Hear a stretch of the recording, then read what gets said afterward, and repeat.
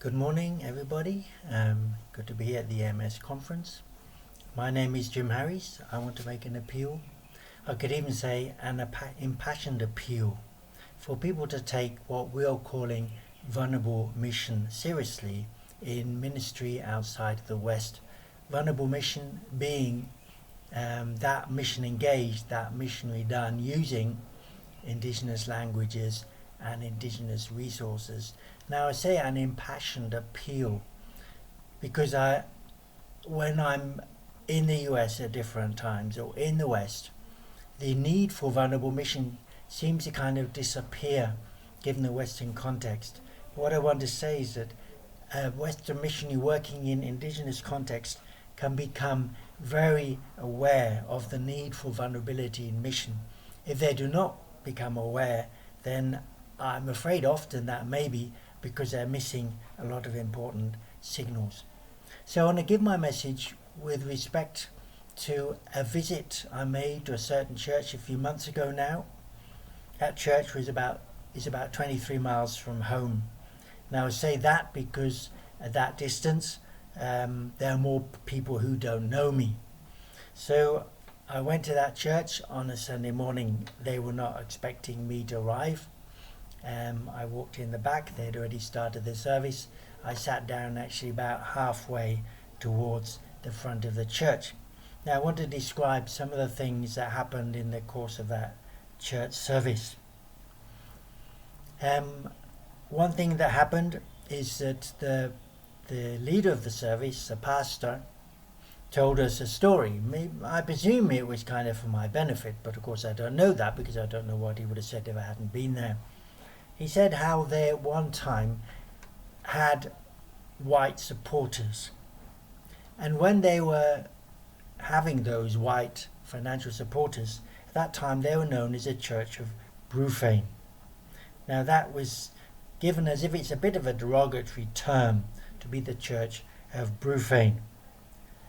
But implicit in that was the suggestion, it seemed to me, that now they were better off. So in those days, in fact it was explicit also, they were dependent on donors, but now they'd moved on from that. Now having heard him say that, I also registered a doubt that I shouldn't interpret what he was saying in the way that I instinctively would. In other words, it's often been my experience that church leaders in Western Kenya can say that kind of thing, which communicates to us Westerners that they're happier without donors, and then the same people subsequently come to me and ask me either if I can connect with the donor or if I can be their donor, and so on and so forth. Now the preacher preached in English and someone else translated into the Luo language, the local language, for him. I think this practice puzzles a lot of people. They may not have known that I understood the Luo language, but certainly all the other people in the church were local indigenous people who would have understood it, and would have understood Luo much more profoundly and much more at heart level than they would have understood English. So why use English? Well, I think to realize that, at least one reason why the preacher used English, apart from wanting to seem perhaps a little bit more prestigious, to me, if he had used Luo and someone else had translated, and at the end of the service, I may well have approached the translator and built a relationship with the translator rather than with the pastor. So in order to ensure that whatever relationship I was going to build was with the pastor, then that meant that he had to be the one using English. But we also have to think about orthodoxy with a small o of theology and of what happens. And I don't know if you've thought about this, but theological orthodoxy in Africa is almost across the board measured in European languages. And that would mean that should the preacher have used indigenous language and the translator have translated correctly according to what he said, but incorrectly in respect to Christian orthodoxy, then he would no longer be presenting an orthodox message and might have been faulted, say by me, as a visitor. In due course, I was asked to share. Jim, please stand up and tell us what you have. Now, why was I asked to share? Now, I think, quite frankly, because the people otherwise would have said to the pastor, why are you staring a gift horse in the mouth? They on seeing me, according to my skin colour, according to my evident origins, would have assumed, or many would have assumed or thought, well, this person has probably come into our poor little Pentecostal church in order to help us. So we mustn't refuse him opportunity to do that. Now, I also sensed at that time, when he had me stand up and when I moved to the front and when I looked at the congregation, particularly before I'd opened my mouth, that the people were wary.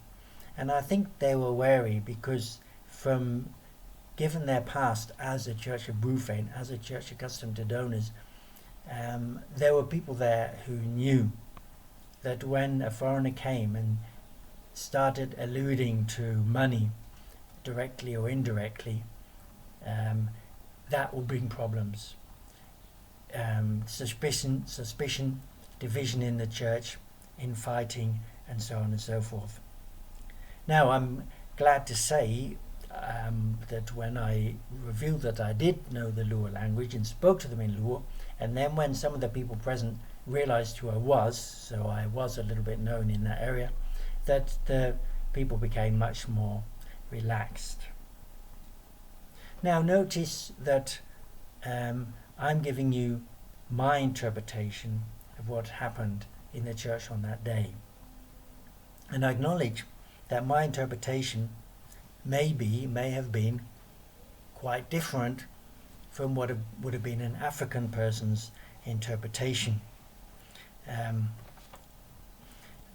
So, I mean, this again is a point of contention. Who's the person who legitimately interprets what's going on? Now, I interpret as someone born and raised in the UK. An African, of course, wouldn't do that. Now, it's often been striking to me, if I've been at an event and then heard an African report what happened at that event, I'm often quite surprised or even shocked, let's say, about what they're reporting as having happened, which is quite different to how I would have reported it, how I would have perceived it. And I think that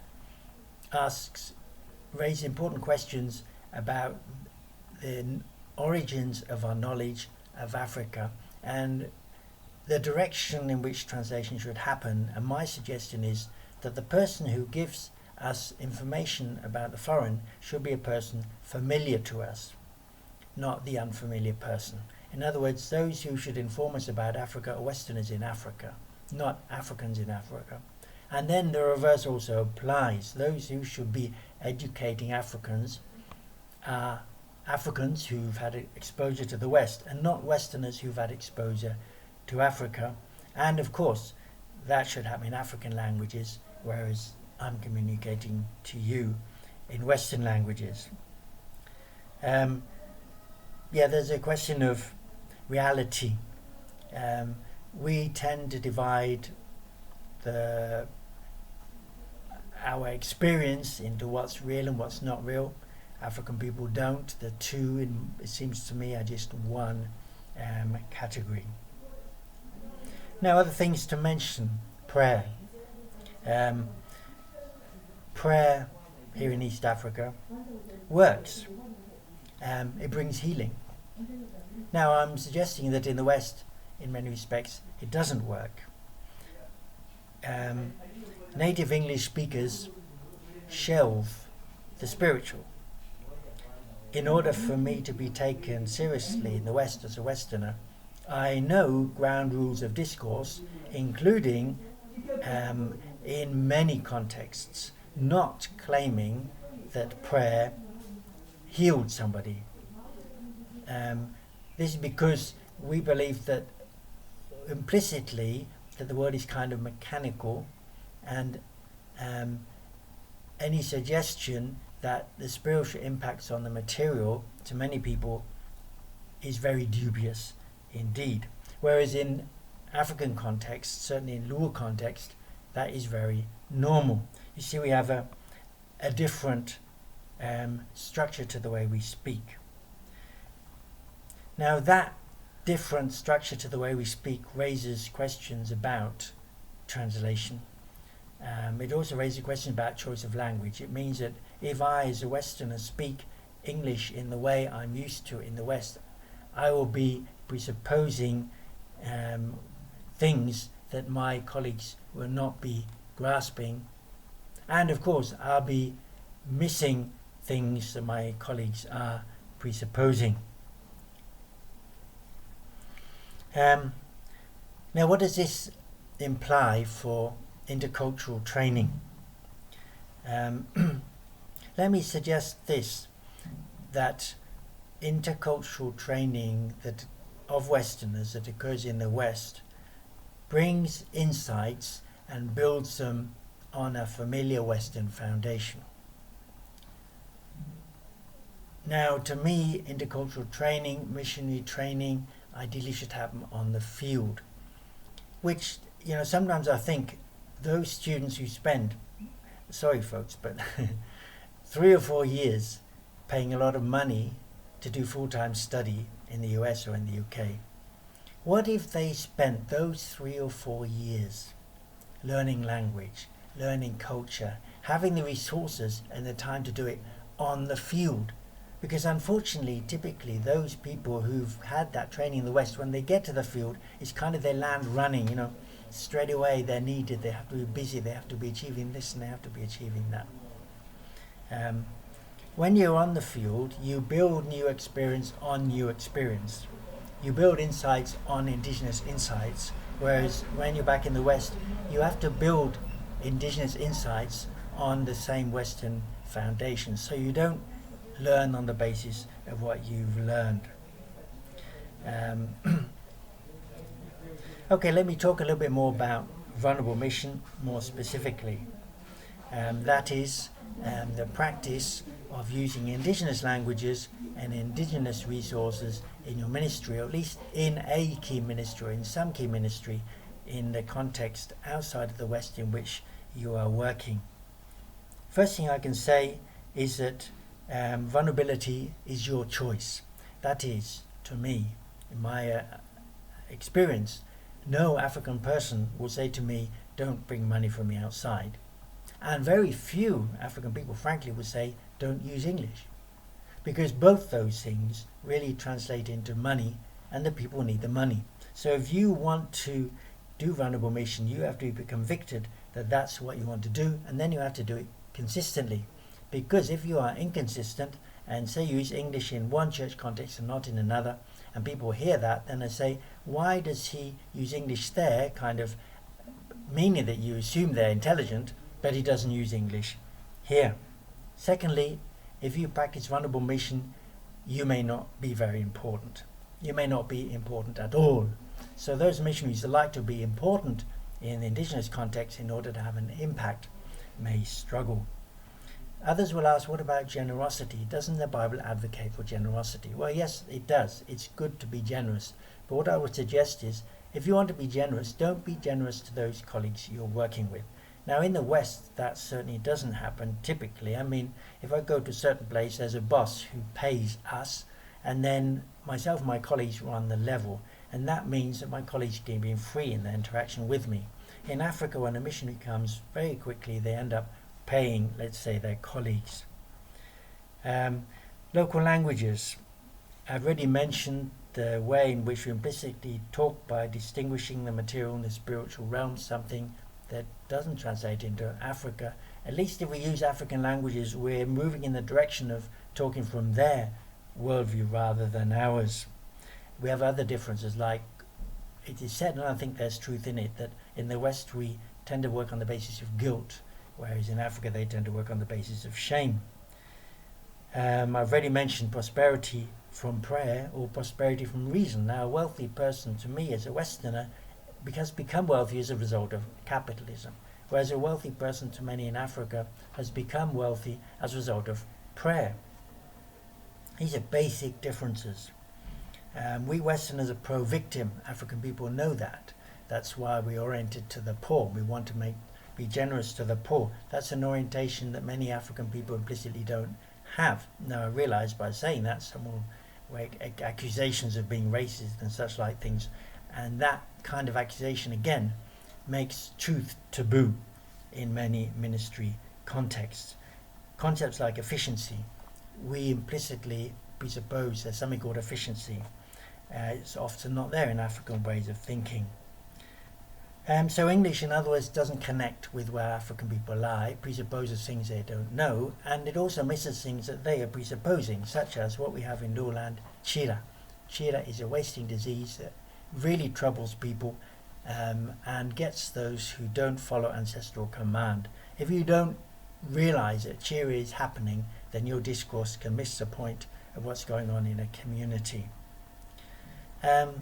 African thinking these days, I think I can go so far as to say in many ways illegal. If you report or imitate African thinking, you can be accused of being racist. So there's better do it in an African language than in English, so as to avoid that accusation. Local resources. If people say they don't want a donor, that doesn't necessarily mean that they don't want a donor. Why not be generous? Number one, don't buy people. Number two, don't cause fights. You can't be equally generous to everybody. Partiality in our generosity will cause struggles amongst the people we're reaching. Those will reflect back on our reception in the ministry we're doing. Positives as to why not to use outside resources: learn to listen. People who donate are told what they want to hear. If people are sure you're not going to donate anyway, they can be honest to you. Secondly, become relevant. I think it's very, very difficult for a Westerner to be relevant in an indigenous African context. Very, very difficult. But if you can begin to listen, and of course if you use the indigenous language, it begins to become possible. So that's what I had to share. I'm looking forward to questions and discussion now. God bless.